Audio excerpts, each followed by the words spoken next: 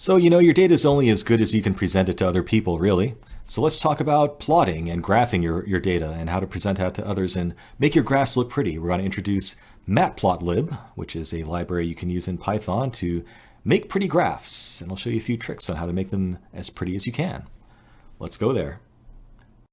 Let's have some fun with graphs. It's always good to make pretty pictures out of your work, and this will give you some more tools in your tool chest for visualizing different types of data, using different types of graphs, and making them look pretty. Use different colors, different line styles, different axes, things like that. So, it's not only important to use graphs and data visualization to try to find interesting patterns in your data, but it's also interesting to present your findings well to a non-technical audience. So let's dive into Matplotlib. Go ahead and open up the Matplotlib IPython notebook and you can play around with this stuff with me. We'll start by just drawing a simple line graph. So in this example, I'm going to import matplotlib.pyplot as plot. And we'll just refer to it as PLT from now on in this notebook. And what I'm going to do is use numpy.arange to create an x-axis filled with values between -3 and 3 at increments of 0.001. And I'm going to use pyplot's plot function to plot x, and the y function will be norm.pdf of x. So I'm going to create a probability density function with a normal distribution based on the x values. And I'm using the scipystats norm package to do that. So tying it back into our earlier lecture about probability density functions, here we are plotting a normal probability density function using Matplotlib. So we just call the pyplot method to set up our plot, and then we display it using plot.show. And when we run that, that's what we get. A pretty little graph with all the default formatting. Let's say I want to plot more than one thing at a time, so you can actually call plot multiple times before calling show to actually add more than one function to your graph. So in this example, I'm calling my original function of just a normal distribution, but I'm gonna render another normal distribution here as well, with a mean around 1.0 and a standard deviation of 0.5. And I'm going to show those together so you can see how they compare to each other. And you can see by default, Matplotlib chooses different colors for each graph automatically for you, which is very nice and handy of it. There you have it. If I want to save this to a file, maybe I want to include it in a document or something, I can do something like this. Instead of just calling plot.show, I can call plot.savefig with a path to where I want to save this file and what format I want it in. So in this example, I have the same plot set up, but instead of show, I'm calling savefig to this path, and you'll want to change that to an actual path that exists on your machine if you're following along. You probably don't have a users frank folder on your system. And remember too, if you're on Linux or Mac OS, instead of a backslash, you're going to use forward slashes, and you're not going to have a drive letter. So with all of these Python notebooks, whenever you see a path like this, make sure that you change it to an actual path that works on your system, okay? But I am on Windows here, and I do have a users frank folder, so I can go ahead and run that. And if I check my file system under users frank, sure enough, I have a myplot.png file I can open up and look at, and I can use that in whatever document I want. So pretty cool. All right, let's move on. Let's say I don't like the default choices of the axes of this value. Like it's automatically fitting it to the tightest set of axis values that it can find, which is usually a good thing to do, but sometimes you want things on an absolute scale, right? So in this example, I'm setting the x limit using, first I get the axes using plot.axes, and once I have these axes objects, I can adjust them. So by calling set xlim, I can set the x range from -5 to 5, and set ylim, I set the y range from 0 to 1. And you can see that down here, my x values are ranging from -5 to 5, and y goes from 0 to 1. And I can also have explicit control over where these tick marks are. So I'm saying I want the x ticks to be at -5, -4, -3, etc., and y ticks from 0 to 1 at 0.1 increments. Now I could use the arange function to do that more compactly, but the point is you have explicit control over where exactly those tick marks happen. And you can skip some. You can have them at whatever increments you want or whatever distribution you want. Beyond that, it's the same thing. Once I've adjusted my axes, I just call plot with the functions that I want to plot and call show to display it. And sure enough, there you have the result. What if I want grid lines? Well, same idea. All I do is call .grid on the axes that I get back from pyplot.axes. And by doing that, I get these nice little grid lines. And that makes it a little bit easier to see where a specific point is, although it clutters things up a little bit. So a little bit of a stylistic choice there. What if I want to play games with the line types and colors? You can do that too. So you see here there's actually an extra parameter on the plot function where I can pass a little string that describes the style of the line. And in this first example, what this indicates is I want a blue line with a solid line. That's what the B stands for blue, and the dash means a solid line.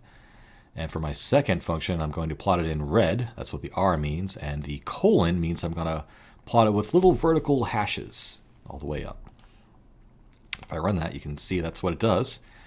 And you can change different types of line styles there. In addition, you can do a double slash, or a double dash rather. And that gives you this dashed line as a line style. I can do a dash dot, and you can get something that looks like that. So those are the different choices there. I could make it green with vertical slashes. And there you go. So have some fun with that if you want. Experiment with different values, and you can get different line styles. Something you'll do more often is labeling your axes. You know, you never want to present data in a vacuum. You definitely want to tell people what it represents. And to do that, you can use the xlabel and ylabel functions on pyplot to actually put labels on your axes. So I'm going to label the x-axis greebles and the y-label probability. And you can also add a legend inset here.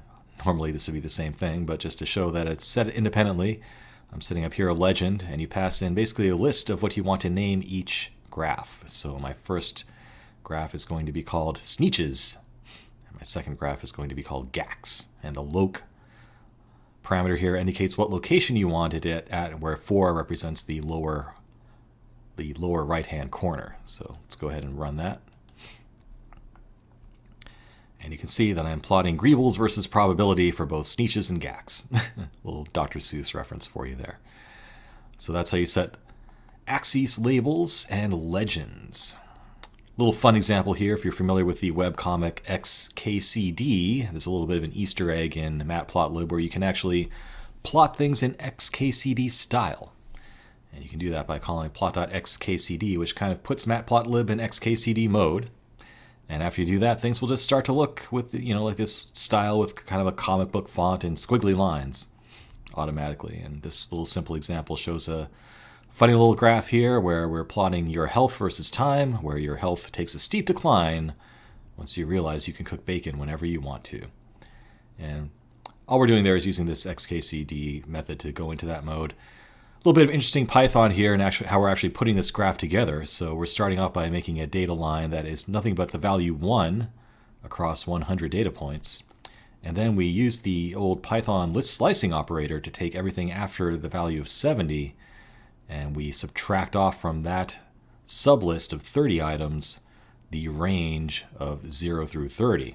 So that has the effect of subtracting off a larger value linearly as you get past 70, which results in that line heading downward down to 0 beyond the point 70. So a little example there, some Python list slicing in action there, and a little creative use of the arange function to modify your data. Now going back to the real world, we can remove XKCD mode by saying RC defaults on Matplotlib, and we can get back to normal mode here.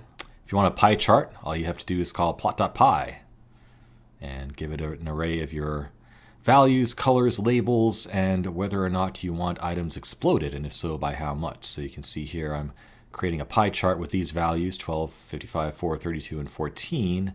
I'm going to assign explicit colors to each one of those values, explicit labels to each one of those values, and I'm going to explode out the Russian segment of the pie by 20%. And I'm going to give this plot a title called Student Locations and show it. And that's all there is to it. If I want to do a bar chart, also very simple. Kind of a similar idea to the pie chart. You give an array of values and an array of colors, and you just plot your data. So I'm telling it to plot from the range of 0 to 5 using these y values in this array and using this explicit list of colors. Go ahead and show that. And there you have your bar chart. And a scatter plot. This is something we'll see pretty often in this course. So say you have a couple of different attributes you want to plot for the same set of people or things. For example, maybe we're plotting ages against income or something for each person, where each dot represents a person, and these axes represent different attributes of those people. The way you do that with a scatter plot is you call pyplot with scatter, using the two axes that you want to define, the two attributes that contain data that you want to plot against each other. So let's say I have a random distribution in X and Y, and I scatter those on a scatter plot, and I show it. This is what it looks like. Pretty cool. So you can see there's sort of a concentration in the center here because of the normal distribution that's being used in both axes, but since it is random, there's no real correlation between those two. Finally, we'll remind yourselves how a histogram works. We've already seen this plenty of times in the course, but if you just call, for example, a normal distribution centered on 27,000 with a standard deviation of 15,000 with 10,000 data points, I can just call pyplot's histogram hist function, and you specify the input data and the number of buckets that you want to group things into in your histogram, and just call show, and the rest is magic. Finally, box and whisker plots. So remember in the previous lecture when we talked about percentiles, I touched on this a little bit. Again, with a box and whisker plot, the box represents the two inner quartiles where 50% of your data resides, and conversely, another 25% resides on either side of that box. But these dotted line whiskers represent the range of the data except for outliers. So we define outliers in a box and whisker plot as anything beyond 1.5 times the interquartile range, or the size of this box. So we take the size of that box times 1.5, and up to that point, that's what we call these outer quartiles. But anything outside of that is considered an outlier, and that's what these lines represent here. That's where we are defining outliers based on our definition with the box and whisker plot.